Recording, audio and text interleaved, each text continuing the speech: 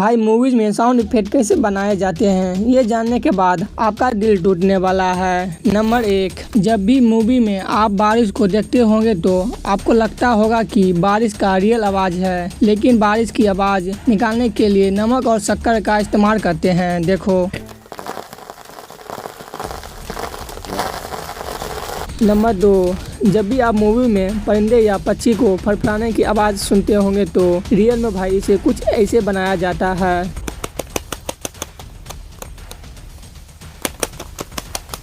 Number 3, आपको जानकर हैरानी होगा कि ये सीन में जो हड्डियों को तोड़ने या मोड़ने की आवाज़ आती है ना, दरअसल सब्जियों से निकाली जाती है।